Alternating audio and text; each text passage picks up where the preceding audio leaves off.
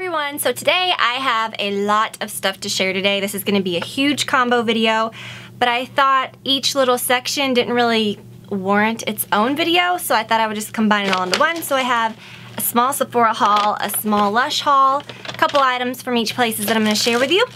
I'm also going to give you sort of a full review of the Benefit They're Real push-up liner. I've had this for several weeks. I had it long before it came out. I've used it a lot, and I can give a pretty good review on it. So I got a couple of Lush things. I haven't shopped at Lush in a while, and I'm kind of back and forth on their products a lot of times, but over the years I have found a lot of really good products that I like from them, and I figured that I would try my two favorite hair products from them again, the Retread and the Big. The Retread is like their deep conditioner, and I feel like it's almost a little thinner than it used to be. Maybe they've changed the ingredients a little bit, I don't know, but I really love the way it smells. It makes my hair feel really good, so even though it may feel a bit thinner when I put it on, it still gives the same results, and the scent is amazing. So I've had a lot of fun using that again. And then also the Big, especially. This is just such a unique shampoo. You really can't find anything like this anywhere else. It is a sea salt shampoo, but it has a lot of oils in it as well. It will get my hair like super big, like not, but like volumized, you know, because my hair is so fine and silky and, you know, straight, and it really does a lot to my hair. I mean, you can't tell it's in a ponytail. I love the way the sea salt feels like on my scalp. It's just, it feels really nice and invigorating, I guess, but when you rinse it, it almost feels like it leaves behind just like, it's like fake hair, like it's so smooth from all the oils that are in it, but then your hair's not weighed down. It is literally like, it's big, like it's super volumized. My biggest tip with Big is that you have to have really wet hair to start, or it's not going to lather very well, and it's going to feel a little gross with the sea salt. So make sure your hair is really wet and before you start working it in. So really good stuff. And then I love their fresh face masks. Whew. Never tried this blueberry one, the Catastrophe Cosmetic, and the ingredients in this one were really good. And it is a blueberry mask. These are the ones that you have to keep refrigerated. I've used this probably like 3 times since I got it. Probably more often than I should. I think one night I used it like 2 nights in a row because I liked it so much. What I found with these though is that before you use it, let it sit out for about 15 minutes, or else it'll be really cold and really thick to spread, and you just can't get it spread around. Or put it in your hand and really warm it up before you put it on. But I really like this one. It makes my skin feel really soft, and it has, I believe it has like some clay in it and stuff. Or calamine, antioxidants, chamomile, blueberries, Irish moss. But anyways, I find that it's really good for my skin, and I like it. So a lot of their products are very weird, but I think that they have a few gems in there, and I really like them. They're fun to use. I got a couple things from Sephora. The reason that I went there was because I have been really loving gel cleansers lately. My friend Lorraine, she's the current custom on YouTube, she recommended the Boscia Purifying Cleansing Gel, and I love Boscia products. I used to use the Makeup Breakup Cleansing Oil all the time. I need to get that again. That was good stuff. But so I got the Purifying Cleansing Gel. It's not in the box because I've used it for several days, and I really can say that it is good stuff. I like that it has great ingredients, first of all, so that's good. That's always good. But I like that it really makes my skin feel super squeaky clean, even though it feels like it doesn't, I mean, it lathers, but it's not like super foamy. It's not like, it doesn't feel like it's stripping your skin or super like cleansing your skin when you're using it. But when you rinse it off, like it feels so clean and almost squeaky, but your skin feels really comfortable. Like you never feel tight or dry, and that's awesome. I have discovered another new awesome brush from Sephora. I've fallen in love with a lot of Sephora brushes, the Airbrush 56 and 50, whatever the other one was that I talked about in a previous haul. So when I was coming back to the register from skincare products in the back, I had to stop and look through the brushes, and this one really stood out to me. It is a domed duo fiber brush. This is so unique to me. It's the number 41. Sorry, it's the number 41. I love this because most makeup brands, most brush brands, they just have the typical like one like this, which these are great. But sometimes I like to do my foundation with a duo fiber brush, but these aren't really dense enough to really buff it in. you have to work with it a bit longer. So sometimes you find yourself using the smaller ones, which those are great. They're smaller, they're still not very dense. This one is so amazing because it is dense, it's soft. I mean, it's the most like airbrushed, gosh, my eye is itching. It's the most airbrushed effect that I've gotten from a brush. I just can't say enough good things about it. I've got to stop shopping the Sephora brushes because I keep discovering good things. I mean, I guess that's good, but it's like, it just makes me want to look and look and look. My throat is really scratchy, so if I'm sounding a little funny, I really love it. It really, like, you can get your, I love that you can stipple your foundation on in areas where you need it more. It really doesn't like wipe the foundation away or blend it away too much, but it blends it in like so seamlessly, and then at the end you can sort of buff over it with it. It's just awesome. I would recommend this to any and everybody. I've used it with my my Makeup Forever Matte Velvet Plus, and I've used it with my It Your Skin But Better CC Cream.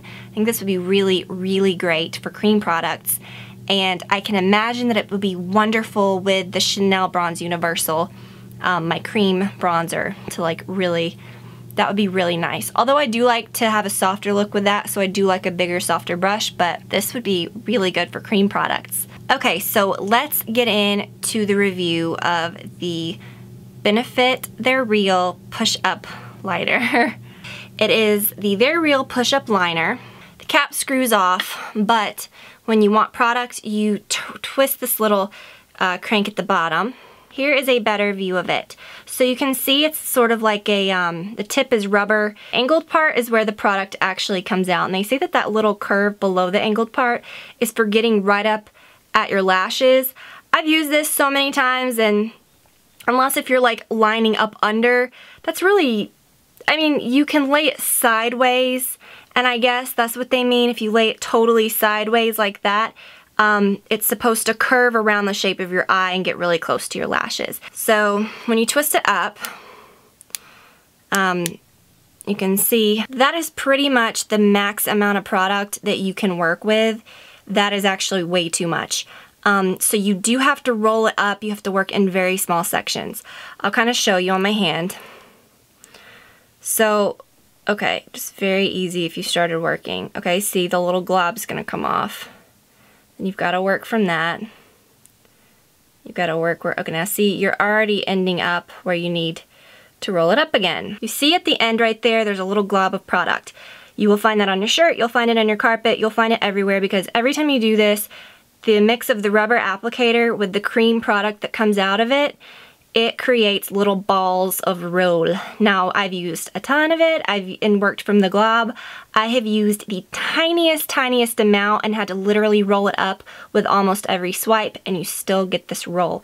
And to me, it's the combination of the rubber applicator with the cream product. I think if the product was a little thinner, more like a gel, and the brush was an angled brush, then it would make a much smoother application. But you can kind of see how gross that is. And you see it'll just come off. Like, it will fall off in weird areas, or you have to manually get it off yourself because you can't really work from that. So this isn't perfect. I'm just kind of showing you.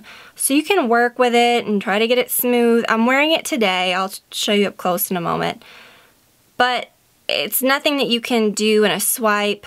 You see, I'm still working with that little ball. I've got to like now throw that away. I feel like I just sounded so annoyed when I was doing that, and I was trying not to, but it is so annoying. I think this product could have been really good, but it's just not. I think less is more when you're using this to avoid that little blob. Literally, you can't use any at all. So that's what's annoying. So then I've used this over 10 times. I mean, I have tried every way to possibly. I even thought maybe the product is just thicker in the beginning, so since it was a sample and they sent it, I just unrolled so much out of it to see if maybe toward the middle it got a little thinner, and it never did. We'll talk about that more in a second. But okay, see, there's like hardly any out. I mean, there's like none on the thing, so I thought, okay, well, maybe that's it. Maybe you need to just squish it out. Well, if you do that, you get a slightly better result. Maybe you can see I was even pressing it pretty hard, and you can see the line is just not pretty. It's just it's just kind of jaggedy, so you would have to go back and work with it. With each little swipe, you have to constantly, and see, like, there's even another little like ball hanging off of it now. Like, it just sucks. And I get that you can take the ball and like work off of that, but it's still so hard. You know, and okay, with mine, I used it today. It took me a long time. Every time I use it, I don't really enjoy using it. It's just frustrating. And I'm very good at, I hate to say that, I'm really good at liner and I can use any type. To me, I think the problem though is the consistency in the applicator, what it's made out of. It's like if you took a pot of like legit cream liner, not even gel liner, like cream thick liner, and put it in a tube and then rolled it up and expected for it to glide on smoothly.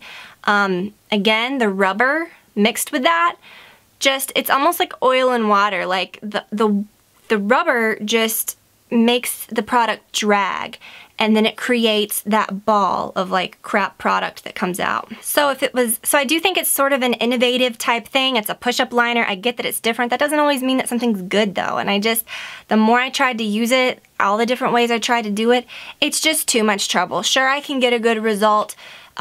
Really, you're only going to get a very thick line with this. So I don't think it's as versatile as other things. You're really going to be just limited to like a very thick line. But also it's difficult. You're going to have to work with it for a long time. And I just think that there's some flaws with it. I think if it was a more, I think it's a cool concept because it does give you the look as though you used a gel liner in a pot. But to me, it's just so easy to get a brush and a gel or a cream liner in a pot, and you'd have just such a smooth line. So I think if they did a smoother formula, like a smoother consistency formula, like a gel or something, or even if it was a cream that just wasn't so dry, and then also maybe the brush was an angle, like a really nice angle, just shaped exactly like that, like the rubber, but it came up through it, I think it would glide so much better. So that to me is a big miss. I really love Benefit products, for those of you wondering and you know how it works. If I ever get sent something, I'm always objective. You guys know that. And that's just not how it works. With companies, they don't care if you, I mean, they want you to be honest. They don't send you things saying, hey, give this a good review. I work with a lot of different companies that just send me things like without asking, you know, like it's just like sort of a relationship over time. But I mostly don't accept things from new companies or from even well-known companies that actually contact me before they send me something, unless I'm genuinely interested. Benefit, they'll just send me things from time to time, and I love a lot of their products, and I don't love a lot of their products, just like MAC, just like any brand, and they won't stop sending me things or, you know, anything. If I am honest and say that something isn't my favorite or that I don't like it for several reasons. So that's not really how it works. You can always be rest assured that if I'm sending anything, it'll always be honest. But this was just a big miss for me, and it's like a product that I feel bad for it because it just is so bad. Like, I feel like it could have been great. I know some people probably really loved it. You may even really like it, and that's great that you like it, because obviously I'd rather people like something than not like it. But I feel like if it was a product like that was pretty hyped up and I genuinely had like so many problems with it, I do think it's worth mentioning and reviewing. Don't ever feel weird about the fact that, you know, I'm sent things or makeup gurus are sent things. I guess I'm just speaking for myself because maybe it does influence some people, but honestly, I've been doing this for so long. I've reviewed things positively, I've reviewed things negatively. It's just whatever I feel about the product. I'm always objective, whether I'm sent something or whether I buy something, it's no different. Especially, I think, if I'm sent something, I feel like I have the right to be honest about it. It doesn't make a company not send you things. If I've had relationships with these companies for years and have given a lot of negative reviews. They don't care. I mean, they'll still send you things, if anything, to make you happy. So don't ever think that someone's just giving a fake, you know, positive review. I really wanted to like that, but I couldn't. So that's at least how I feel about it. I can't speak for other people because I'm sure that it works differently for everyone, but for me, I'm just always honest whether I'm sent something or whether I buy something myself. So I think we're finished. So we have talked about a lot of stuff. I hope that you guys enjoyed the video, and I will talk to you all very soon. Bye.